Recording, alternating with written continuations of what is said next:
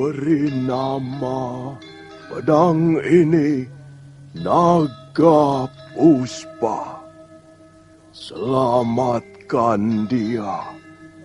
Jangan sampai jatuh ke tangan pendekar berwatak jahat.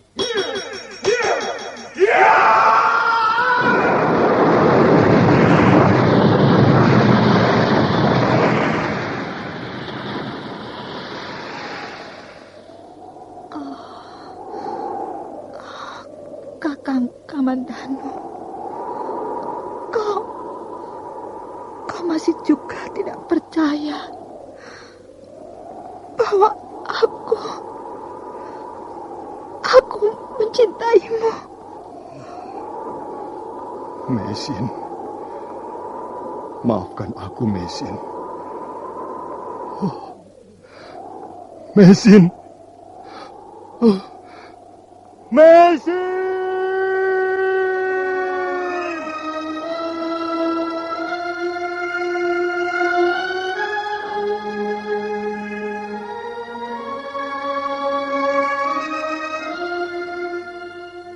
Tutur Tinula.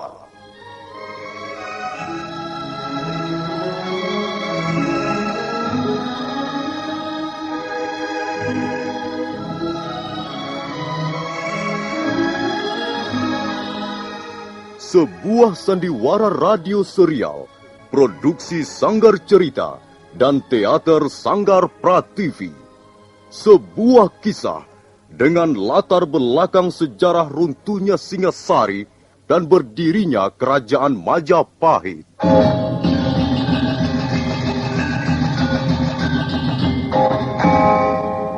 Sandiwara ini didukung oleh pemain-pemain radio yang sudah ternama. Ferry Fadli, Ivone Rose, dan Eli Ermawati.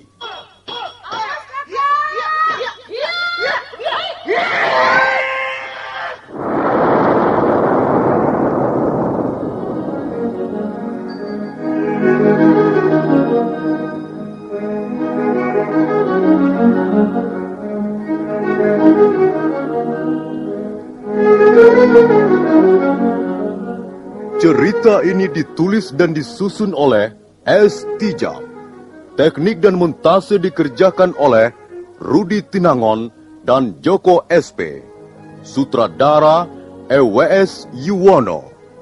Kali ini mengetengahkan episode pertama dengan judul Pelangi di Atas Kurawa.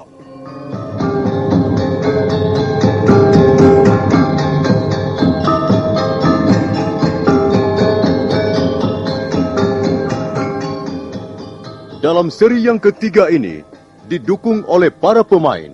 Iwan sebagai Pranaraja, Wawan GW sebagai Ganggadara, Beni sebagai Jarawaha, Asdi Suhastra sebagai Empu Ranubaya, Ferry Fadli sebagai Arya Kamandanu, Hari Aki sebagai Empu Hanggareksa, Eli Panca sebagai Nyi Rongkot, Wenda Lubis sebagai Wirot, dan Nusri pembawa cerita. Selamat menikmati.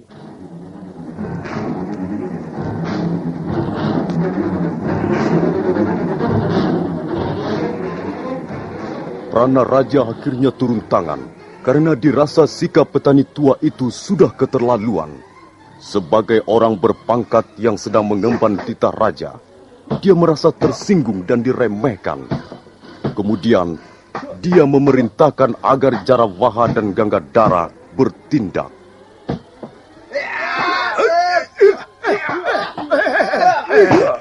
Ini ada apa ini? Kok main proyek begini?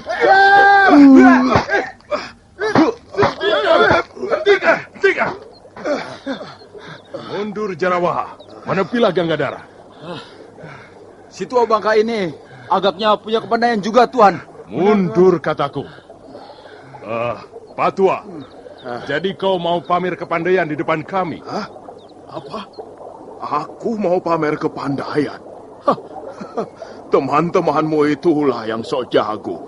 Mentang-mentang prajurit Singasari, lalu main tendang, main pukul, main keroyok. Ya, tentu saja aku tidak mau diperlakukan seperti itu. Kalau kau masih berkeras tidak mau melayani kami dengan baik, Hah? aku yang akan turun tangan. Sekarang ternyata kau yang ingin pamer kepandaian di depanku. Pak Tua, lihat. Aku membawa tanda pengenal dari istana. Kau tahu artinya? Tidak. Kurang ajar. Jawabanmu semakin memerahkan telinga. Aku sendiri yang akan menghajarmu, Pak Tua.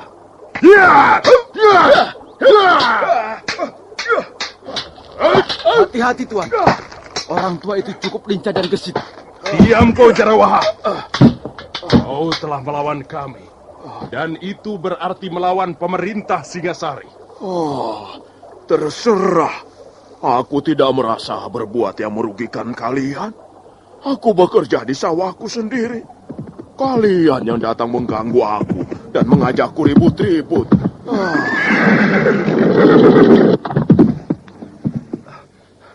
Ada apa, Paman Ranubaya? Mereka itu yang punya persoalan. Tanya saja pada mereka. Kalau tidak salah, tuan-tuan adalah prajurit Singasari. Iya, kami memang prajurit Singasari. Kami datang ke Kurawan ini untuk mengemban titah Prabu Kertanegara. Oh, begitu. Lalu mengapa sampai ribut dengan Paman Ranubaya? Orang tua itu tidak tahu sopan santun. Dia sama sekali tidak memandang kami sebagai utusan raja. Kalau aku menggunakan hak dan wewenangku sebagai panglima muda, maka dia bisa dihukum cambuk 100 kali. Sudahlah, Kamandanu. Hantarkan mereka itu ke rumah orang tuamu. Jadi tuan-tuan bermaksud mengunjungi rumah kami? Iya, kami mau menemui Empu Hanggareksa. Empu Hanggareksa adalah orang tua saya, Tuan. Kalau begitu, kebetulan sekali, Tuan. Kita ikut saja anak muda ini pulang ke rumahnya. Benar kau putra Empu Hanggareksa? Benar, Tuan. Mari, Tuan. Rumah saya tidak terlalu jauh dari sini. Tinggal 20 pa lagi. Saya pergi dulu, Paman Ranubaya. Hai, Pak Tua. Kalau kau tidak belajar sopan santun dan menghargai pejabat kerajaan, suatu ketika kau akan mendapat kesulitan besar. Mari, Tuan.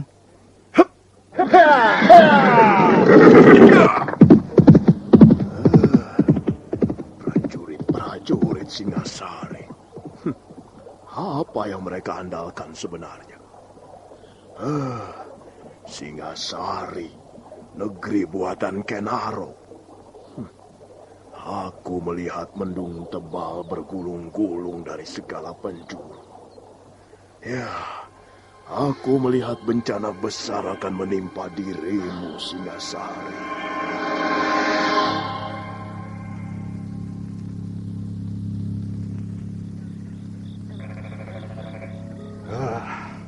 Mari tuan-tuan, silakan minum dan silakan mencicipi makanan desa Kurawan. Terima kasih Tuan Hanggareksa. Kami ikut merasa gembira dan bangga mendengar kebijaksanaan Sang Prabu Kertanegara. Wah, beliau itu raja yang arif, adil dan bijaksana. Beliau tak pernah melupakan budi baik seseorang. Sekalipun orang itu berasal dari kalangan bawah. Kita semua ikut menikmati hasil yang telah dicapai pemerintah Singasari. Ya, benar Tuan. Dengan diresmikannya prasasti Camunda, maka siapa saja yang dianggap berjasa membantu Singasari melebarkan sayapnya akan mendapat hadiah. Dan dalam hal ini, tak terkecuali Tuan Hanggareksa. Sebagai seorang ahli membuat senjata, tentulah jasa Tuan tidak dapat dianggap kecil. Bukan begitu, Jarawaha? Betul, Tuan. Betul sekali. Ya. Bagaimana seorang prajurit bisa berbuat banyak di medan peperangan kalau tidak dibekali senjata yang ampuh? Dan senjata buatan Tuan Hanggareksa sudah terkenal ampuh. Prajurit Madura, Bali, dan terakhir pasukan Suara Bumi sudah membuktikan sendiri keampuhan senjata ciptaan Tuan. Tuan-tuan terlalu memuji saya. Saya sudah merasa senang dan bangga kalau bisa bekerja dan mengabdi pada pemerintah Singasari. Ini sungguh, Tuan. Dalam hal ini, saya bekerja tanpa pamrih apa-apa. Kami percaya, Tuan.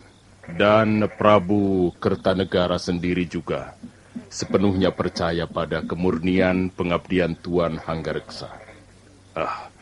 Itulah sebabnya Tuan diharapkan hadir dalam pertemuan di bulan Badrapada nanti. Sang Prabu ingin bertatap muka dan bicara langsung dengan orang-orang yang telah membantu beliau. Saya ini kan orang desa.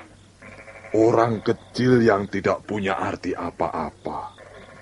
Karena itu, saya sangat terharu mendengar sikap Sang Prabu yang begitu mulia. Oh ya, kami ingin menanyakan sesuatu pada Tuan. Soal apa, Tuan Pranaraja?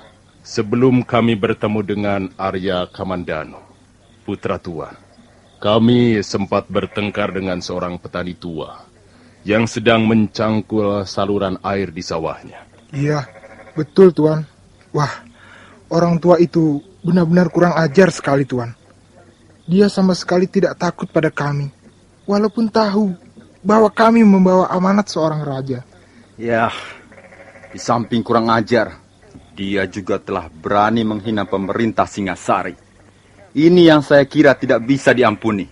Ya, saya pikir otaknya tidak genap lagi. Apa benar begitu, Tuan? Jangan hiraukan dia, Tuan-tuan. Jangan dimasukkan ke hati. Putra Tuan memanggilnya dengan sebutan paman. Apakah Tuan masih tersangkut hubungan kerabat dengan orang itu? Oh, tidak, Tuan.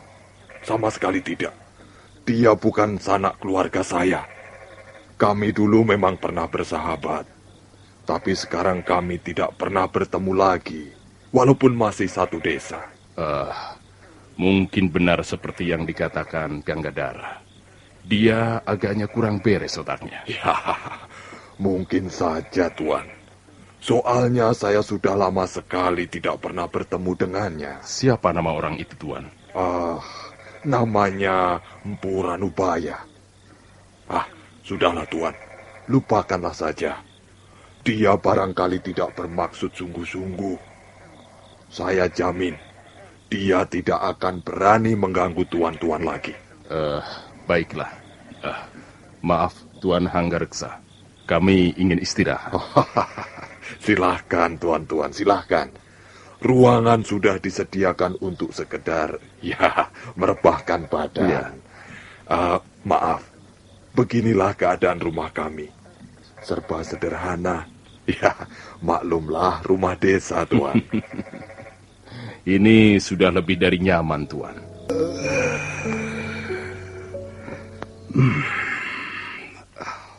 Ngantuk.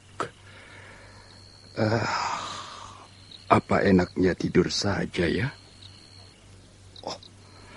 Nanti kalau Bapak Guru mencari, bagaimana?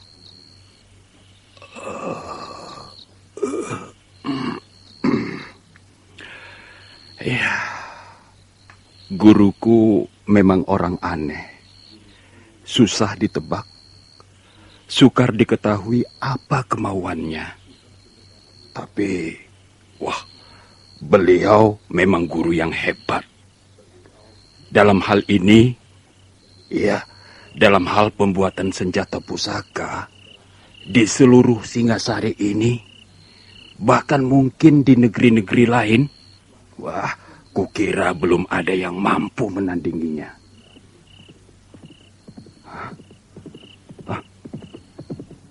Siapa itu malam-malam datang kemari? Pasti orang yang ingin memesan senjata pusaka. Dia pasti kecewa. Sebab guru sudah tidak melayani pesanan senjata pusaka lagi.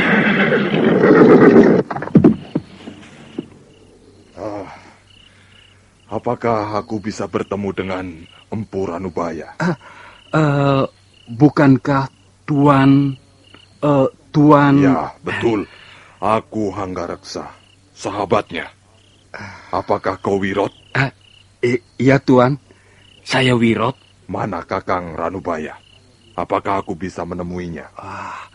Sekarang ini tidak di rumah, Tuan. Di mana aku bisa menemuinya, ha? Apakah harus sekarang, Tuan?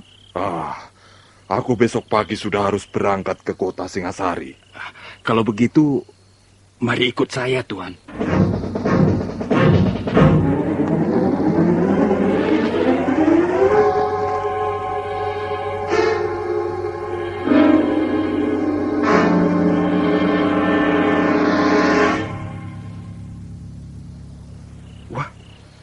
Tidak ada, Tuan. Biasanya guru ada di sini. Apa yang dilakukannya di sini malam-malam begini, ha? Guru memang sering berlaku aneh. Beliau punya kegemaran yang tidak jamak dimiliki orang lain. Biasanya dia duduk di sini, di atas akar pohon ini, sambil memandang bulan yang berkaca di permukaan air sungai itu. Ya, beliau kadangkala betah duduk di sini sampai menjelang pagi, Tuan. Mengapa begitu? Mestinya gurumu lebih mapan. Karena sekarang usianya sudah agak lanjut. Saya hanya seorang murid, Tuan. Pengetahuan seorang murid terbatas. Paling banter sebatas pinggang gurunya, Tuan. Iya. Lalu, kalau begitu di mana dia sekarang, Wirot? Apakah tidak ada tempat yang lain yang biasa dikunjungi Kakang Ranubaya? Ada, Tuan, ada. Tapi sudah hampir 1 bulan ini beliau tidak mengunjungi tempat itu. Ya, siapa tahu dia ada di sana. Baiklah. Mari ikut saya, Tuan. Mudah-mudahan saja guru ada di sana. Iya.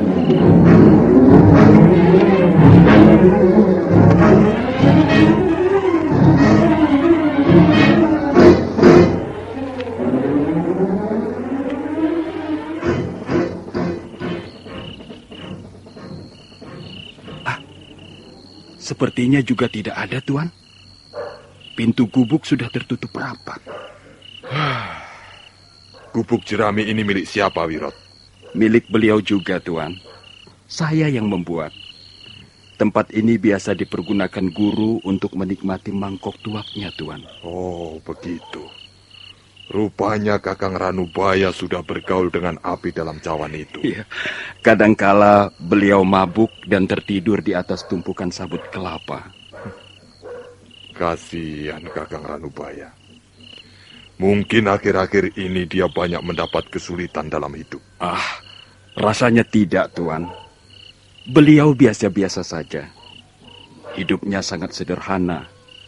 Yang jelas beliau tidak pernah memusingkan persoalan-persoalan duniawi. Kalau tidak, mengapa dia minum tua? Soal itu, beliau pernah berkata pada saya, Tuan. Wirot, aku tahu api ini panas. Bisa membakar hangus tubuhku, juga jiwaku. Tapi aku tidak takut terbakar. Bukan karena aku putus asa. Di dalam cairan ini aku bisa menemukan Ranubaya yang sesungguhnya. Bukankah seluruh isi dunia ini mabuk? Dan bukankah mabuk itu ada banyak ragamnya? Mabuk kekuasaan, mabuk pangkat dan harta, mabuk wanita, mabuk kebiar dan gemerlapnya ketenaran. Nah, aku sengaja memilih mabuk tuak saja, karena tidak berbahaya. Paling-paling aku sendiri yang akan mengalami bencana, dan bukan orang lain.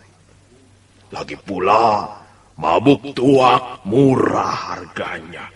Hanya 10 beribil sudah bisa sampai ke tujuan. Kakang Ranubaya berkata begitu, Wirot? Betul, Tuan.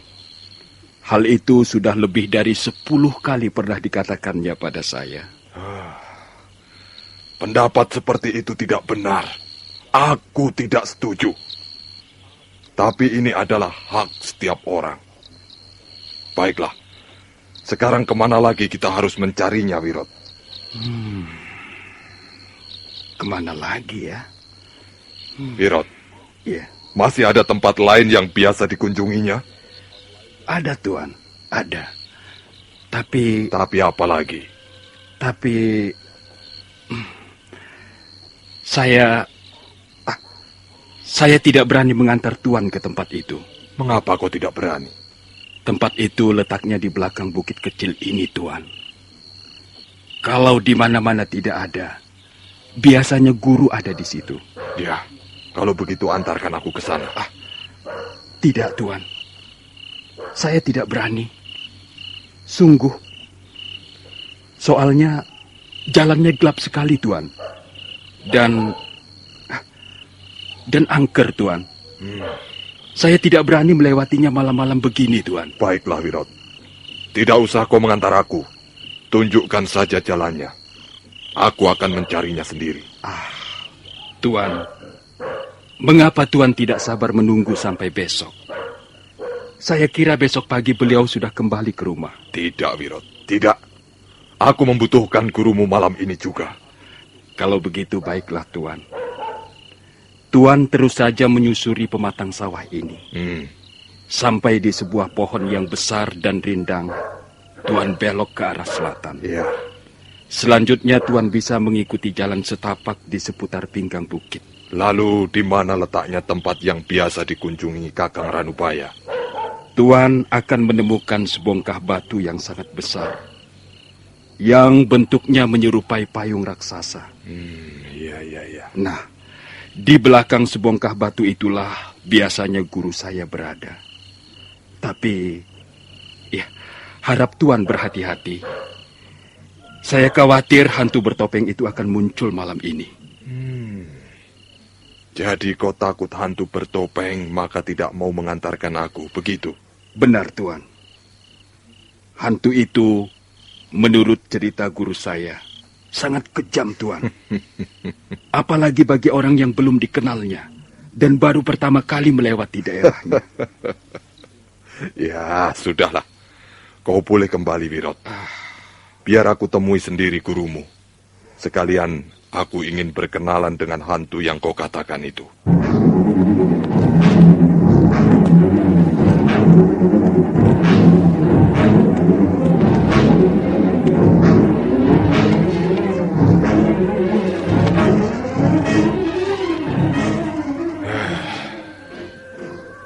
Memang benar apa yang dikatakan Wirot.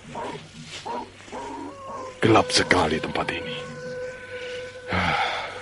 Untung aku sempat mencabut obor minyak jarak di depan gubuk itu tadi. Kalau tidak, mataku tidak bisa melihat apa-apa. Tempat ini memang menyeramkan. Untuk apa Kakang Ranubaya pergi ke tempat seperti ini malam-malam begini? Empu Hanggareksa baru saja akan melangkah untuk melanjutkan perjalanannya ketika mendadak sebuah bayangan berkelebat ringan. Kurang ajar. Siapa kau? Bayangan itu tidak menjawab sapaan Empu Hanggareksa, melainkan terus menyerang. Jawab pertanyaanku. Kaukah hantu yang menunggu tempat ini?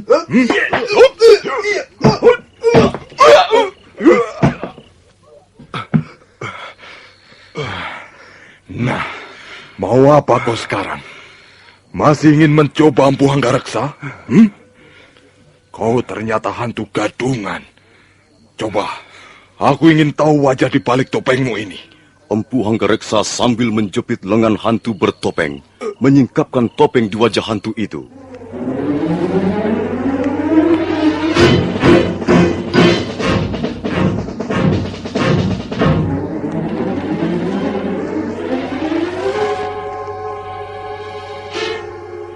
Topeng putih yang terbuat dari bulu kambing domba itu tersingkap. Pada saat itu, muncul bulan dari balik awan hitam. Empu Hanggareksa terkejut. Nah, para pendengar sekalian, siapakah hantu bertopeng itu? Dan apa maksudnya menjadi hantu di tempat itu? Silakan mendengar jawabannya pada seri berikut dalam episode Pelangi di Atas Kurawan ini. Sampai jumpa.